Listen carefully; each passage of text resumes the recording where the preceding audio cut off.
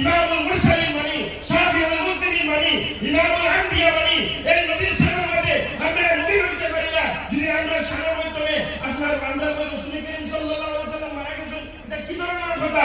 কিভাবে তুমি সুন্নাত দাবি করো? কিভাবে তুমি আহলে সুন্নাত ওয়াল জামাত দাবি করো? ভাই আহলে সুন্নাত ওয়াল জামাত দাবি করতে হইলে হুজুর করিম সাল্লাল্লাহু আলাইহি ওয়াসাল্লামের ইশক আপনার ভিতরে রাখবো।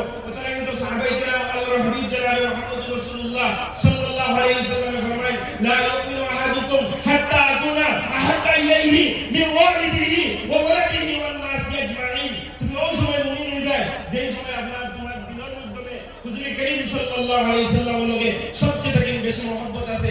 তারা কিন্তু হযরত আলী রাদিয়াল্লাহু তাআলা আনহু আপনারা সবার জানা আছে আল্লাহর হাবিব জনাবে মুহাম্মদুর রাসূলুল্লাহ সাল্লাল্লাহু আলাইহি ওয়াসাল্লাম যে সময় আপনার হিজরত করছেন ওই সময় আল্লাহর হাবিব জনাবে মুহাম্মদুর রাসূলুল্লাহ সাল্লাল্লাহু আলাইহি ওয়াসাল্লাম হযরত আলী রাদিয়াল্লাহু তাআলা আনহু ফরমায় ও আলী